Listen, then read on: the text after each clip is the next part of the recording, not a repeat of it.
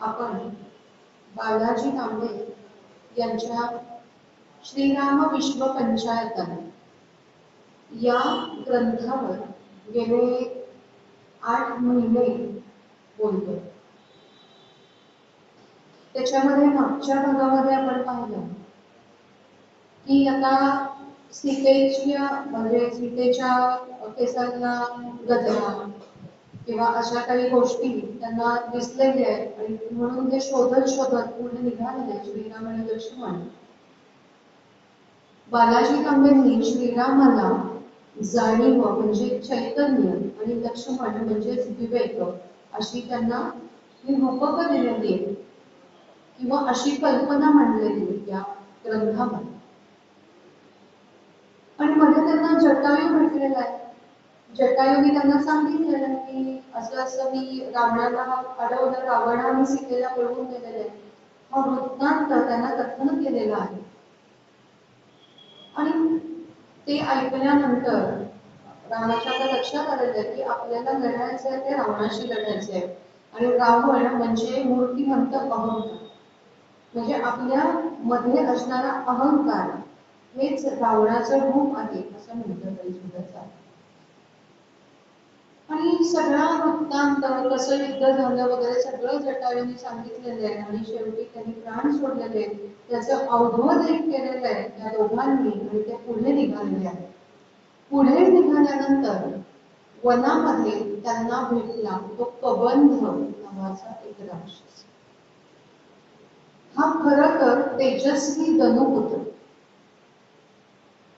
पण एका शापामुळे त्याला हे रूप प्राप्त झालं. तर कसं रूप होतं या कबंधाचं की त्याला मस्तक नाही असा तो कबंध आणि त्याचं मस्तक इंद्राच्या वज्रामुळे त्याचं मस्तक आणि त्याची मान त्याच्या धडामध्ये पूर्ण चेपली गेली होती असा तो कबंध.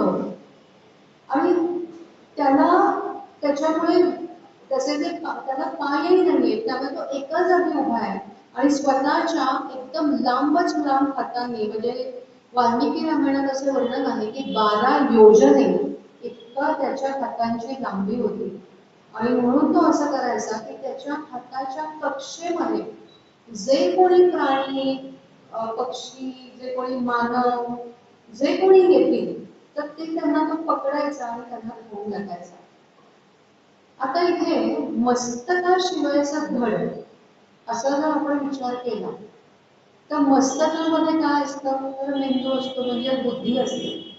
म्हणजे थोडक्यात बुद्धी विना जे जीवन असतं किंवा बुद्धी ज्याला नाही असं शरीर किंवा असा मानव किंवा असा देह, असा जीव, बुद्धीमुळे आपल्याला एक सारा विवेक मिळतो की आपण कसं वागावं आणि कसं वागू नये हे आपल्याला कळतं.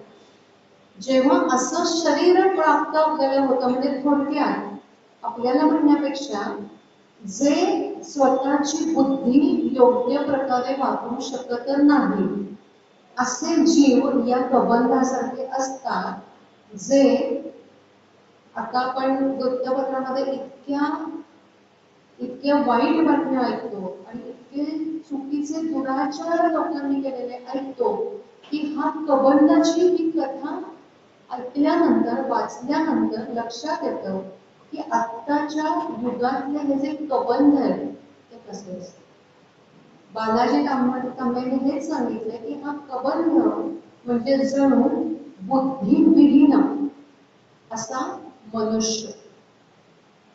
तो म्हणजे जणू असुरच एक प्रकारचा.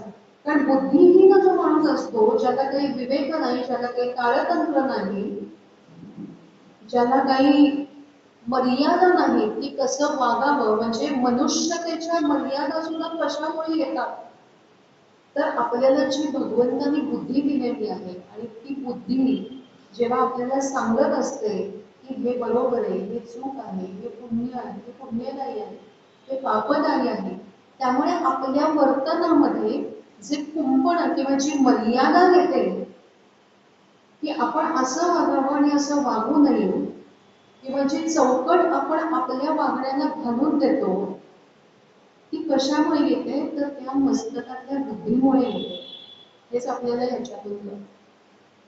म्हणून बुद्धी दिलेली आपल्याला, प्रत्येकाला बुद्धी दिलेली आहे, तर त्या आपल्याला मिळालेल्या बुद्धीची जोपासना कशी करावी आणि त्या बुद्धीला कुठे म्हणजे कशा प्रकारे वळण दिलं जावं की जे सत्प्रवृत्तीकडे वळेल, ते ही कबंधाची कथा वाचताना किंवा ऐकताना जाणवतं की निर्बुद्ध माणूस किती खालच्या पातळीला जाऊ शकतो हे त्याच्यातून कळतं.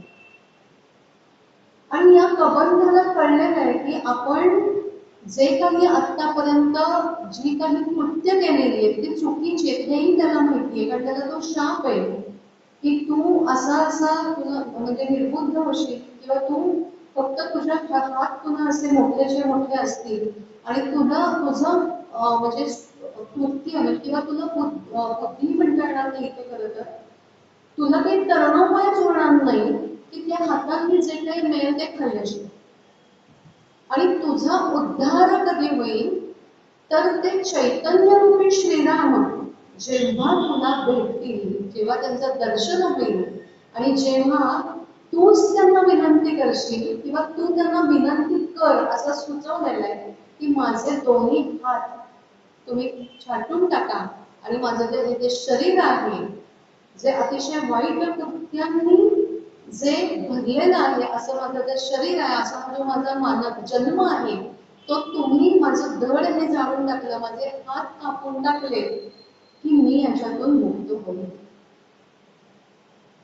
म्हणजेच आपण जी चुकीची कृत्य करत असतो बरेच वेळेला आपले हात जेव्हा आपली बुद्धी कधी कधी विवेक सोडून जाते, खरं तर माहिती असतं की आता मोबाईल खरं घ्यायला नकोय हातात, पण आपण तो मोबाईल हातात घेतो आणि स्क्रोल करत बसतो. तेव्हा काय झालेलं असतं, आपली बुद्धीच आपल्याला खरं तर सोडून गेलेली असते ना. आपल्याला खरं माहिती असतं की आपण हा मोबाईल आता इथे ठेवून द्यायला पाहिजे ते बाजूला आणि आपण नामस्मरण करायला पाहिजे ते, किंवा आपण आपली जी काय आपण गीतेचा अभ्यास करतोय, ज्ञानेश्वरीचा अभ्यास करतोय तर तो आपण करायला पाहिजे नाही. पण तेव्हा आपण बुद्धिहीन होतो त्या कबंधासारखे. त्यामुळे आपण कधी असे कबंध होतो हे आपलं आपणच जोखायचंय आणि असे कबंध आपण होऊ नये आणि आपले हात चुकीची कृत्य करण्यासाठी जाऊ नये याची काळजी आपणच घ्यायची. काय होतं हो आता ही तर कथा आहे किंवा हे रूपक आहे, जेव्हा आपण आपल्या हातांनी अशी कृत्य करणं बंद करतो जी चुकीची आहेत. किंवा आता तर आपण खूप पाहतो की काय सपासप कोणी वार केलेले कुणावर तरी ही पाहतो, कोणी ऍसिड फेकतंय चेहऱ्यावर किंवा तोडफोड करतंय, अशी अनेक कृत्य जी या हातांनी केली जातात. या समाजाचे जे हात आहेत हे अशी दुष्कृत्य करणारे, त्यांना जेव्हा श्री रामरूपी चैतन्य भेटेल किंवा श्री रामरूपी चैतन्याचे विचार त्यांच्यामध्ये रुजतील, तेव्हा या समाजाचे हे विनाशकारी हात तोडले जातील आणि समाज या कबंध रूपातून मुक्त होईल असं म्हटलं तरी चालेल. आणि हे कधी होईल, जेव्हा श्रीमद भागवत, जेव्हा गीता पाठ हे असे जे सगळे अनेक काय म्हणतात त्याला अनेक गोष्टी जेव्हा समाजामध्ये गल्लोगल्ली ठिकठिकाणी प्रत्येक घरामध्ये जेव्हा हे सारखे चालवले जातील, असे उपक्रम राबवले जातील, तेव्हा हे हात तोडले जातील असं म्हणतात तरी सुद्धा चालेल. थोडंसं विषयांतर झालं आणि मग श्रीरामांनी त्याप्रमाणे त्या कबंधाचे हात तोडून टाकलेले आहेत, त्याचा जो धड होता तर त्याला जाळून टाकलेला आहे, त्याला विरांती दिलेला आहे. आणि आश्चर्य असतं की त्या कबंधाच्या त्या पेटत्या शरीरातून एक तेजस्वी असा पुरुष तिथे अवतीर्ण झालेला आहे म्हणजेच तो त्याच्या मूळ रूपामध्ये परत प्रकट झालेला आहे. आपलं हे जे मूळ रूप आहे तिथे आपण कधी पोहोचू शकतो किंवा आपल्या मूळ रूपाची आपल्याला कधी आठवण येते, जेव्हा या दुष्कृत्य रूपी गोष्टींमधून किंवा या दुष्कृत्यातून आपण सावरतो किंवा त्याच्यापासून आपण दूर राहतो किंवा कळतं की ही दुष्कृत्य आणि माझं मूळ रूप काय आहे, तर या धनुपुत्र अशा त्या तेजस्वी असा जो पुरुष तिथे तो जो प्रकट झालेला आहे ते आपलं खरं रूप आहे. म्हणजे माझं आपलं मूळ रूप तेजस्वी असं आत्मरूप आहे. परमेश भगवंताचं रूप, भगवंताचं जे अंशत्व आहे ते माझ्यामध्ये आहे आणि ते रूप जर आपण ध्यानात ठेवलं तर आपल्याकडून अशी दुष्कृत्य होणार नाही किंवा पुन्हा करू नये. आणि मग तो प्रकट झालेला आहे आणि त्यांनी श्रीराम लक्ष्मणांना सांगितलेलं आहे की आपण पंपा सरोवराच्या इथे जो मलयगिरी पर्वत आहे तर तिथे सुग्रीव नावाचा वानरांचा राजा आहे, आपण त्याचं सहाय्य घ्यावं हे त्यांनी सांगितलेलं आहे. आणि तो तिथून अदृश्य झालेला आहे. त्याला एक विमान आलेलं आहे घ्यायला आणि तो त्याच्यात बसून निघून गेलेला आहे. तो अंतर्धान पावलेला आहे. आणि मग हे निघालेले पंपा सरोवरापाशी पोहोचलेले. तिथे त्यांना मातंग ऋषींचा आश्रम लागलेला आहे. कोण होती मोहिनी? खरं तर एका भिल्लाची मुलगी.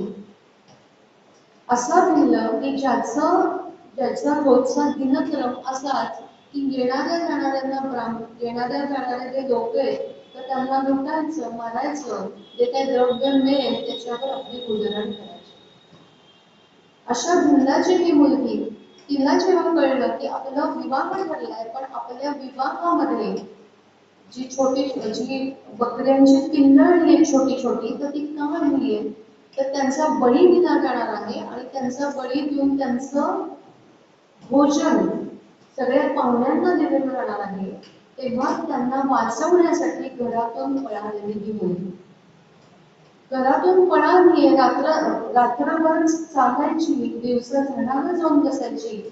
असं करता करता त्या पंपा सरोवरापाशी जो मातंग ऋषींचा आश्रम होता तिथे जाऊन पोहोचली. झाडावरून रात्री पाहिलं की अरे तिथे ऋषींचा आश्रम आहे. तिच्या लक्षात आलं की मला जे मिळवायचे ते हे आणि माझ्या मनाला जे पटते ते हे आणि माझ्या आत्मरूपाला आनंद देते तो हा आश्रम आणि या ऋषीमुनींचे जे मंत्रोच्चार चालतायत ते मला सोहम पर्यंत घेऊन जात आहेत.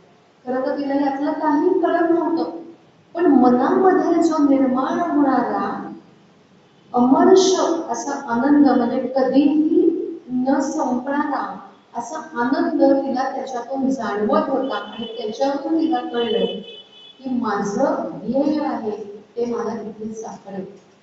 कधी न संपणारा असा अविनाशी आनंद, समाधान मला इथे मिळणार आहे. हे त्या एवढ्याशा मुलीने इथे शोधलं आणि ते तिला कळलं.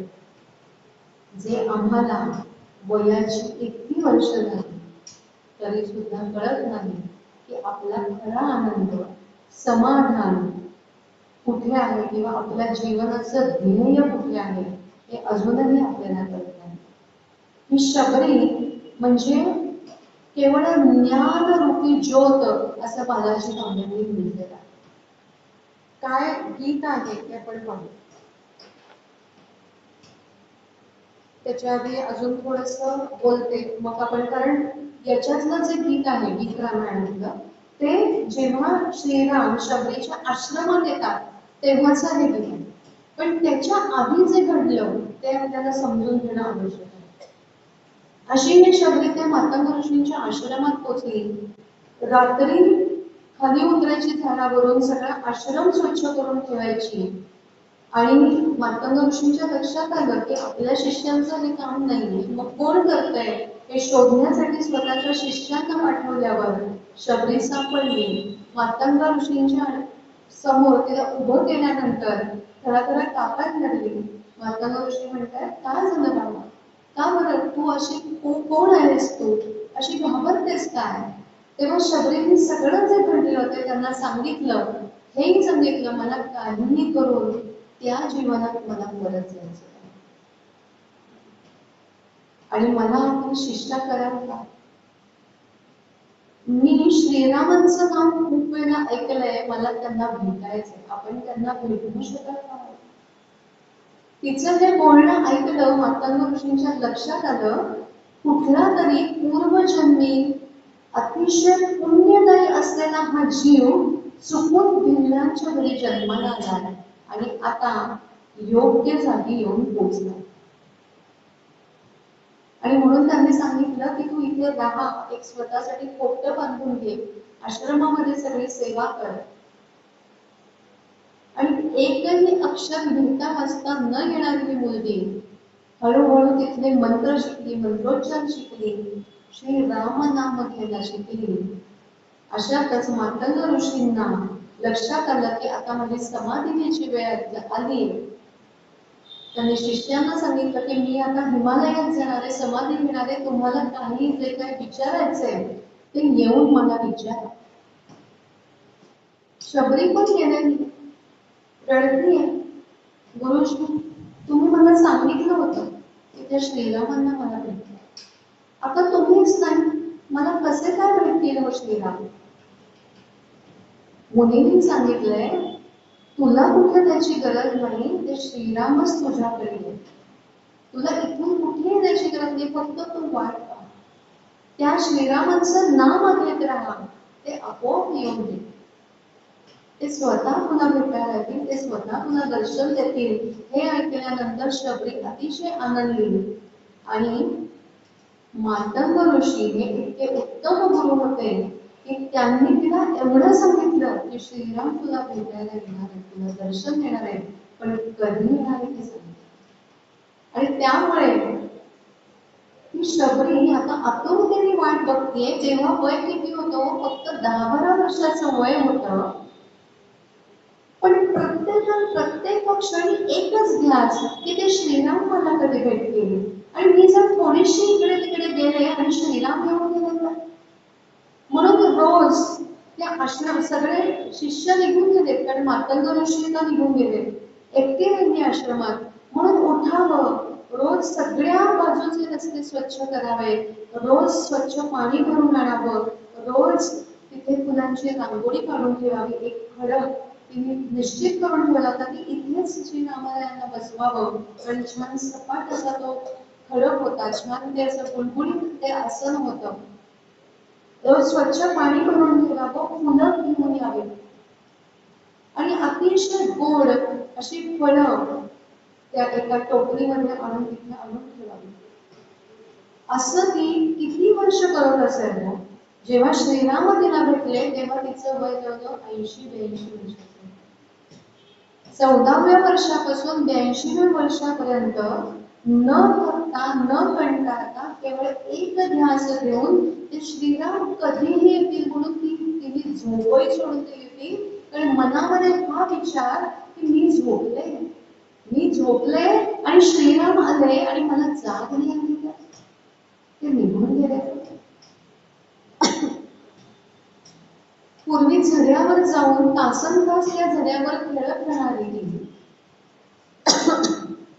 पटकन जायची, पटकन आंघोळ करून परत यायची का श्रीराम येऊन गेले. हा ध्यास, हे वाट पाहणं, ही भक्ती, ही श्रद्धा, इथे विश्वास आणि श्रद्धा कशावर? तर श्री गुरूंच्या वचनावर. शबरीची कहाणी आपल्याला हे शिकवते.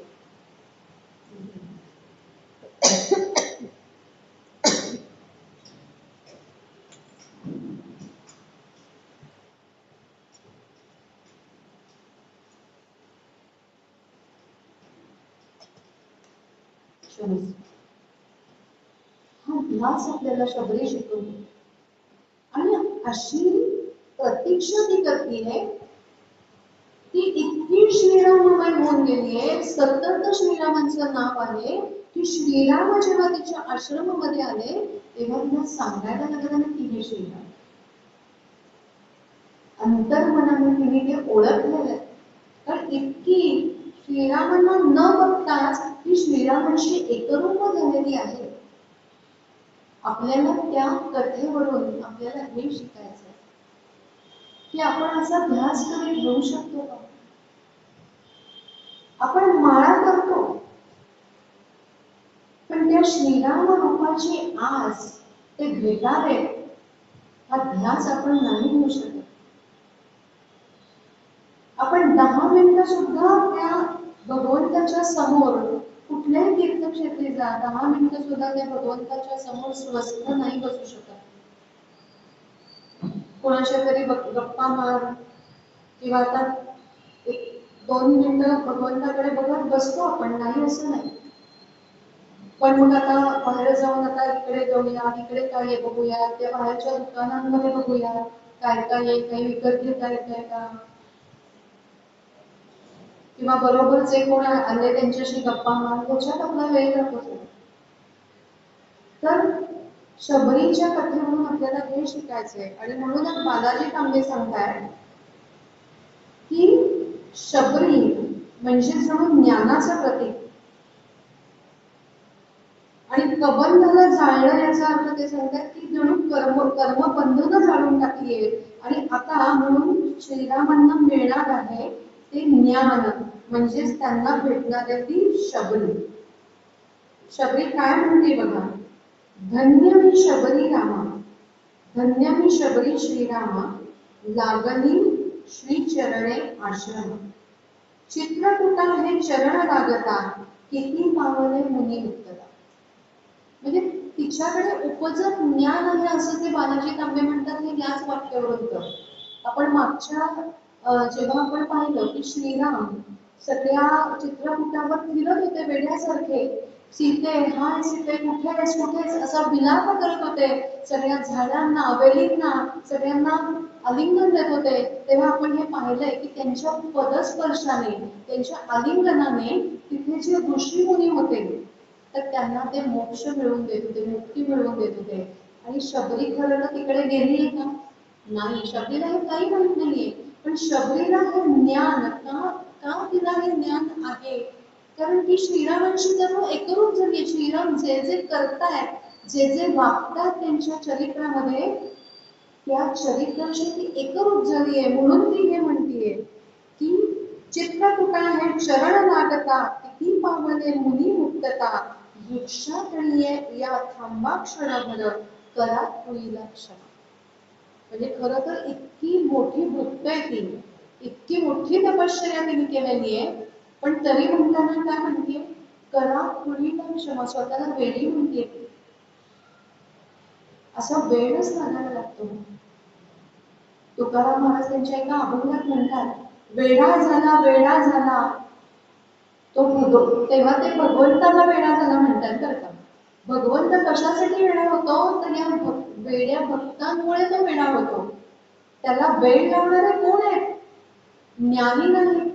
ज्ञानी कधी भगवंताला वेळ लावत नाही.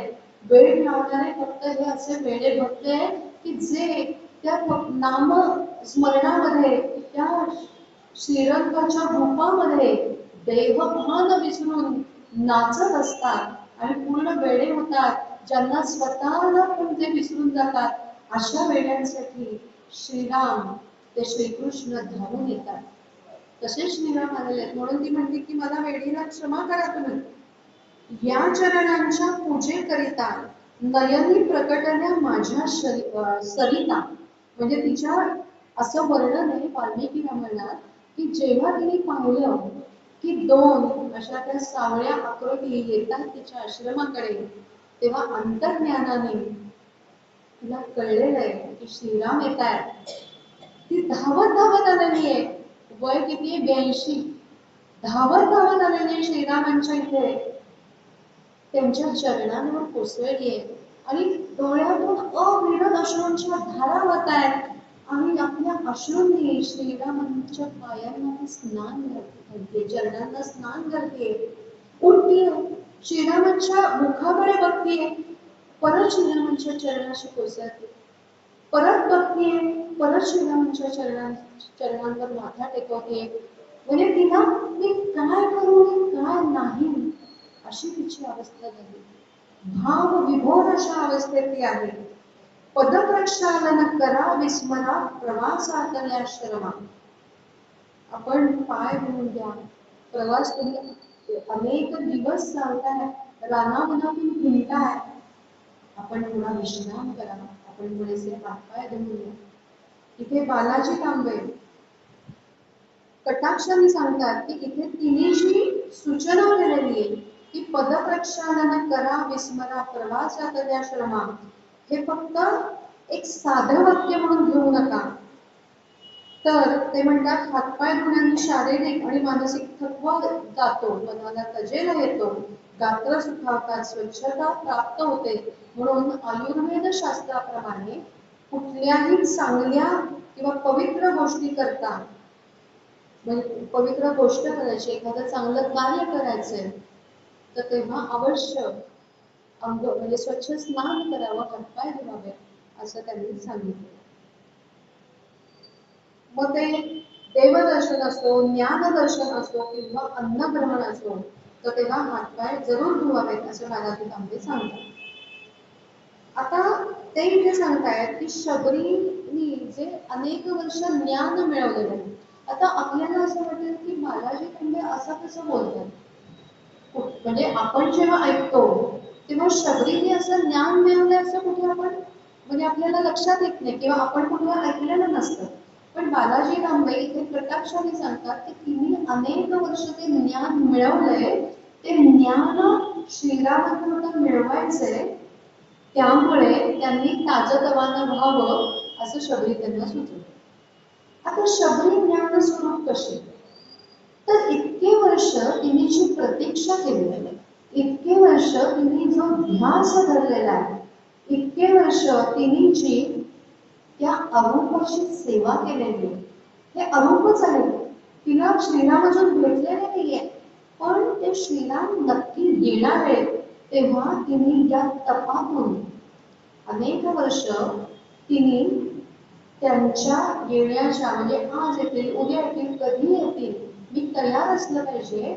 तर साधकाने कशी सेवा करावी, कशी भक्ती करावी, मनामध्ये सतत अनुसंधान कसं ठेवावं, स्वतःच्या दैवताचं, स्वतःच्या गुरूंनी दिलेली जी आज्ञा आहे तर ती कशी पाळावी, किती मनोभावे तिचं पालन करावं, स्वतःला त्याच्यासाठी कसं झिजवावं, हे सगळं शबरीने तिच्या आयुष्यातून शिकवलेलं आहे. म्हणजेच ती ज्ञानस्वरूप आहे. हे सगळं जगता जगताच तिला ज्ञान झालेलं आहे. कसलं ज्ञान झालेलं आहे, या भगवंताच्या रूपाचं ज्ञान झालेलं आहे.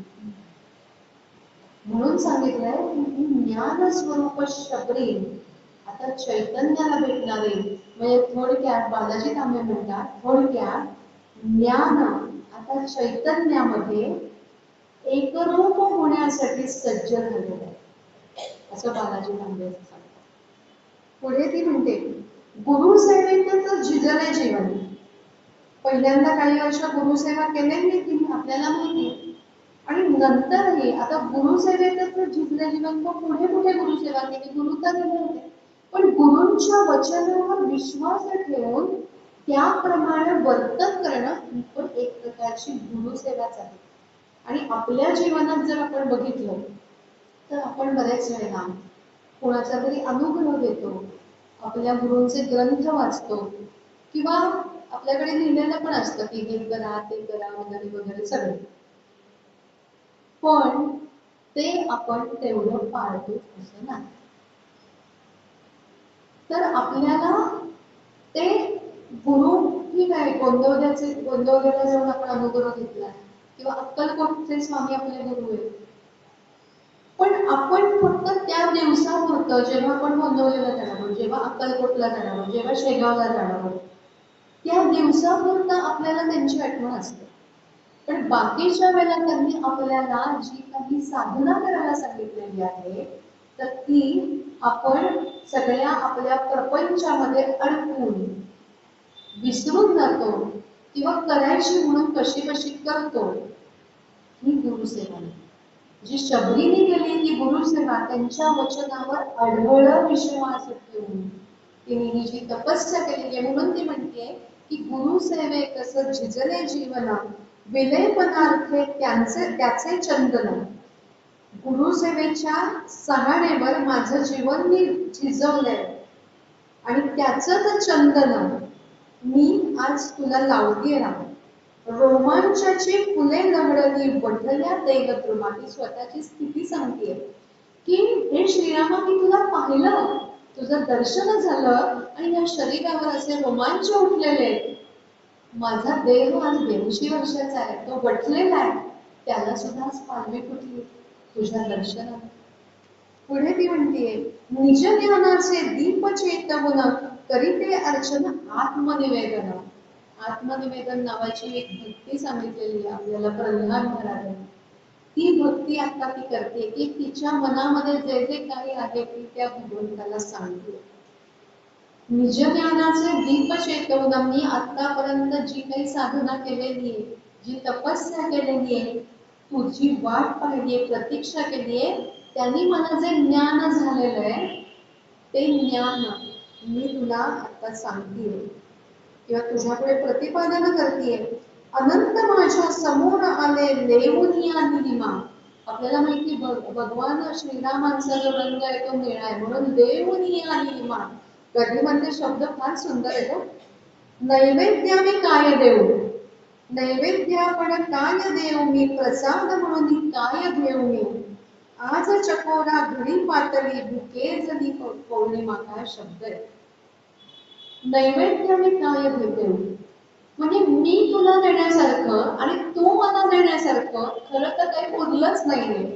याच्यातूनच आपल्याला कळतं की त्यांच्यातली एकरूपता किती घनिष्ठ आहे. आणि ते दिसायला म्हणून दोन देह आहेत किंवा दिसायला म्हणून दोन व्यक्ती आहेत, पण खरं तर ज्याला म्हणतो ना की आत्मज्ञानाची जी ज्योत आहे ती दोन्हीकडे समसमान चेतवली गेलेली आहे. दोघांमधलं चैतन्य खरं तर एक रूप झालेलं आहे. म्हणून ती म्हणते नैवेद्य मी काही देण्यासारखं नाहीये आणि तू मला प्रसाद द्यावा असं पण आता काही उरलेलं नाहीये, कारण माझं जीवनच आता जणू श्रीरामामाया होऊन गेलेलं आहे. तुझ्याकडे माझ्याकडे काही अंतर नाही,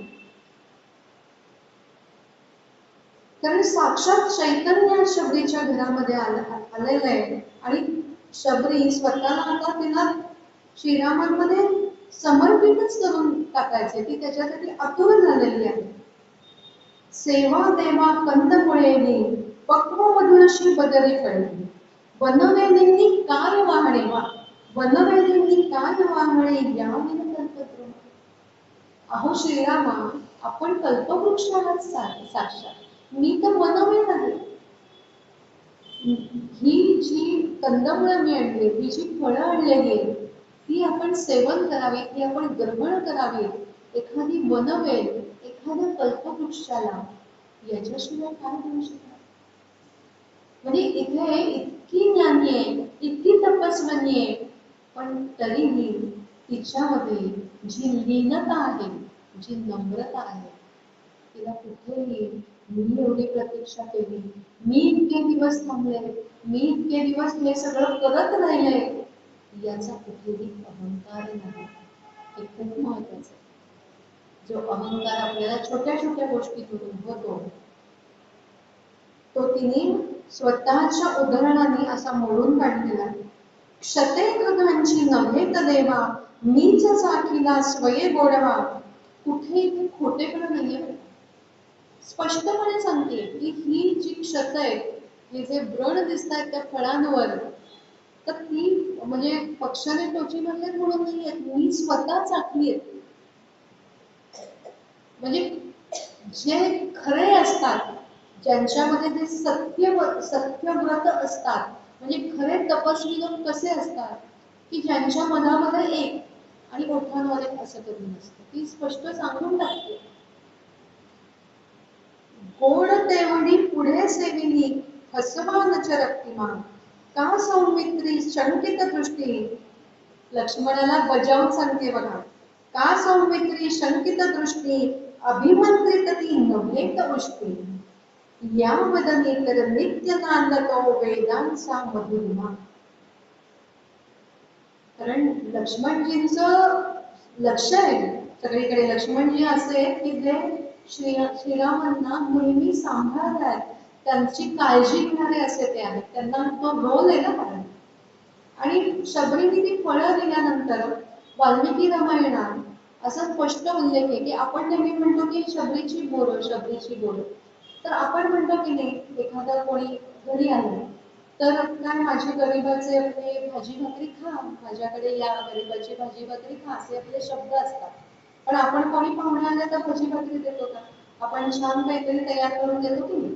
तर तशी ही बोरं म्हणजे काय ते, म्हणजे शबरी असं सांगते की माझ्याकडे या, मी आपली थोडीशी बोरं तुमच्यासाठी आणली आहे, तर तशी घ्या. असा तो म्हणजे एक ते रूपक आहे. तर शबरीने वनामधली जी अशी छान गोड गोड अशी फळं जी होती, तर ती मुद्दाम तोडून आणली होती वेगवेगळ्या प्रकारची. आणि ती तिने थोडीशी चाखून पाहिली होती. याच्या मागे भाव हाच होता की भगवंतांना कडू, तुरट किंवा आंबट अशी फळं जाऊ. आणि जेव्हा सौमित्रीने म्हणजे लक्ष्मणजी जेव्हा रागाने त्यांच्याकडे बघताय, तिच्याकडे बघताय, तेव्हा ती सांगते की हे जे माझं मुख आहे, ज्याने मी ही फळं थोडीशी चाखून बघितलीये, या माझ्या मुखाने सगळी वर्ष, इतकी वर्ष एकच नाम घेतलेलं आहे, श्रीराम. आणि म्हणून माझं जे मुख आहे ते अभिमंत्रित आहे. काय स्वतःवर असा विश्वास आहे, स्वतःच्या तपाची तिला जाण आहे. ती लीन आहे, ती नम्र आहे, पण तिला स्वतःची योग्यता ती जाणते. मी असं का केलंय हे ती स्पष्टपणे सौमित्रीला सांगू शकते, अशी ती आहे. ती सांगते की अभिमंत्रित आहे पोरं, यांना कशाचा स्पर्श झालाय, तर रामनामाचा स्पर्श झालाय. कारण माझ्या जिभेवर काय आहे, सतत आणि निरंतर श्रीरामनाम आहे. त्यामुळे हे सौमित्री, तू या बोरांकडे असं शंकित होऊन पाहू नकोस. तुही फळं जी आहे ती तूही खा आणि श्रीरामा तुम्ही पण ती फळं. आता बालाजी तांबेंनी फार छान सांगितले होते. ते सांगतात की शबरीने श्रीरामांना देऊ केलेली ही कंदफळं किंवा जी पिकलेली बोरं किंवा वेगवेगळी ही जी फळं आहेत, ते म्हणजे नैसर्गिक शुद्धतेचं प्रतीक आहे. ज्याला आपण हल्ली विसरत चाललोय असं म्हटलं तरी सुद्धा चालेल. आपल्याला कशाची सवय झाली, सगळं जे काय पॅकेज फूडची सवय झाली असं म्हटलं तरी चालेल. म्हणजे काय चीज, बटर, नंतर काय नूडल्स, नंतर ओट्स किंवा काय चोकोज, अशी आपल्याला सवय झालेली प्रोसेस्ड फूड. म्हणजे आपण हल्ली तसं म्हटलं तर बाजारातून छान आणली सफरचंद, ती चिरून डायरेक्ट खाल्ली असं शक्यतो होत नाही. मग त्या फळांना आपण तिखट मीठ किंवा त्याचा मग मुरंबा करा वगैरे असं काहीतरी करून खात असतो. तर हे जे नॅचरल जे आहे, नैसर्गिक आहे, ते तसंच्या तसं खाण्यातली पौष्टिकता, मधुरता, त्यातलं जे पावित्र्य आहे की जे भगवंताने जे दिले. कंदमुळं का खायचे ऋषीमुळे? कंदमुळे म्हणजे काय की तसंच्या तसं जमिनीमध्ये जी गाजरं किंवा मुळे किंवा बटाटे जे काही आलेलं आहे ते तसंच्या तसं उकळून स्वच्छ करून खाणं. त्याला जो पंचमहाभूतांचा, त्याला तो ज्या पृथ्वी तत्वाचा जो स्पर्श झालेला असतो, जे नैसर्गिक जल त्याला मिळालेलं असतं पावसाचं, त्याच्यामुळे जी चव त्याला आलेली असते, त्याच्यामुळे जे माधुर्य, जी सात्विकता जी आपल्याला महत्वाची जी आलेली असते, ती तशीच्या तशी आपल्याला मिळावी म्हणून ते तसं घ्यायचं. आणि म्हणून आत्तासारखे ते लोकांना फॅड वाटतं किंवा आत्ता ते काय वेट लॉस साठी खातात बायका किंवा कोणी काय सॅलड्स. पण ते आपल्याला कुठेतरी पूर्वीच्या म्हणजे ऋषी मुनींच्या काळी घेऊन जाणार आहे. फक्त आपण त्याच्यावर खूप तिखट मीठ वगैरे घालतो ना, मसाले घालतो, ते फक्त टाळायला पाहिजे. त्यातला जो नैसर्गिक चव जी आहे, तर ती जर आपण तशीच्या तशी ठेवून जर ते ग्रहण केलं तर त्याच्यामुळे आपल्या शरीरामध्ये जी सात्विकता किंवा आपल्या स्वभावामध्ये जी मधुरता येईल त्याची गोडी वेगळीच असणार आहे, हे आपल्याला शबरी शिकवते. पुढे ते म्हणतात, ज्ञानाचा आशय समजावून सांगताना त्यातील व्याकरणाच्या किंवा विस्ताराच्या उणीवा म्हणजे त्या बोरावरच्या किंवा त्या फळावरच्या खुणा. कारण बालाजी तांबे इथे शबरी जे काही त्यांच्याशी बोलतीये ते सगळं ज्ञानरूप आहे असंच त्यांनी सांगितलेलं आहे. म्हणून ही बोरं म्हणजे तो जो ज्ञान विस्तार ती सांगतेय, तर त्यातल्या त्या म्हणजे आता ती भिन्न जातीची आपल्याला माहिती, त्यामुळे बोलताना तिच्या ज्या काही व्याकरणाच्या चुका वगैरे झाल्या असतील त्या म्हणजे त्या बोरावरच्या त्या दातांच्या खुणा असं बालाजी तांबेंनी ते रूपक सांगितलेलं आहे. म्हणजे कसं हे साधं सांगताना मला बालाजी तांबे काय सांगतात हेही सांगणं आवश्यक आहे, म्हणून मी आपल्याला हे सांगते. ज्ञानाचा अनुभव घेऊन ते जेव्हा दुसऱ्याला दिलं जातं तेव्हा ते खरं तर उष्ट झाल्यासारखं असतं. परंतु शबरीची बोरं साठलेली असली तरी पुष्टी नाही, कारण सातत्याने वेद मंत्रांचा उच्चार करणारी, श्री रामनामाचा उच्चार करणारी ती तपस्विनी आहे. म्हणून ती म्हणते की माझे दात यायला लागले म्हणजे ती पुष्टी असं नाही. पुढे ती म्हणते की ही बोरं किंवा मी जे आपल्याशी बोलतीये हे जे आत्मनिवेदन करतेय ते म्हणजे माझ्या आत्तापर्यंतच्या मला जो अनुभव आला किंवा मी जे काही जगले हे तपस्विनीचं जीवन, त्याच्यामुळे मला जो अनुभव आला, तर यातला अनुभव आला याचा अर्थ काय, तर या जगण्यामुळे सतत नाम घेतल्यामुळे सतत आपला ध्यास घेतल्यामुळे मला जे ब्रह्मज्ञान मिळालं किंवा जो ब्रह्मानंदाची अनुभूती मी जी सतत घेतली ते ज्ञान, तेच ते म्हणजे ते ब्रह्मानंदाची जी अनुभूती जी मी घेतलीये ती जी मला तुम्हाला सांगायची आहे ते म्हणजेच माझं ज्ञान आहे. पण ते ज्ञान जर मी माझे विचार जर काही त्याच्यामध्ये मिसळून सांगितलं तर ते खरं उष्ट होणार त्या ज्ञानाचं. बरेच वेळा असं होतं की कुणीतरी आपल्याला काहीतरी सांगतं किंवा आपण कुठल्या तरी ग्रंथातून ते वाचतो, पण त्याच्यामध्ये आणि हल्ली तर हे खूप झालेलं आहे कारण अनेक जे ग्रंथ आहेत अगदी वाल्मिकी रामायण जर आपण पाहिलं तर वाल्मिकी रामायणामध्ये सुद्धा काही भाग त्याच्यामध्ये काही लोकांनी असे घातलेले की ते खरं म्हणजे मूळ वाल्मिकी रामायणामध्ये नाही. तर असे विचार जेव्हा ग्रंथांमध्ये घातले जातात तेव्हा ते त्या ग्रंथाचं उष्ट होणं असतं. पण शबरी सांगते की मी जे आपल्याला ते आत्मनिवेदन करते, माझा हा जो ब्रह्मानंद आपल्याला जो सांगते त्याच्यामध्ये माझं असं मी काही मिसळलेलं नाहीये. जे शुद्ध आहे, जे पूर्णपणे मी अनुभवलेलं आहे ते तसंच्या तसं मी आपल्याला सांगतेय, ते तसंच्या तसं ज्ञान मी आपल्याला देते.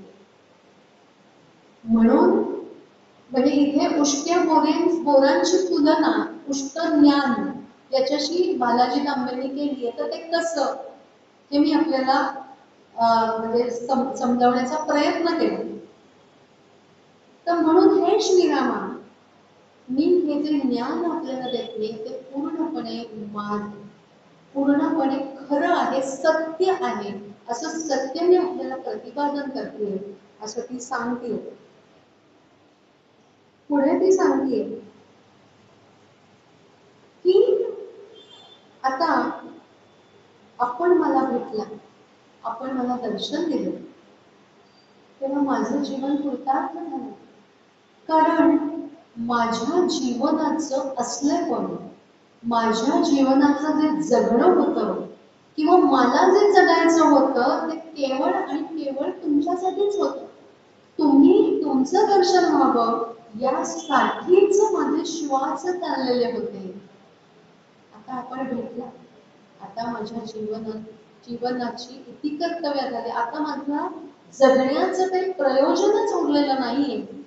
तेव्हा मी आपल्या समोर आता आसन ग्रहण करते, आपणच मला मुक्ती द्या.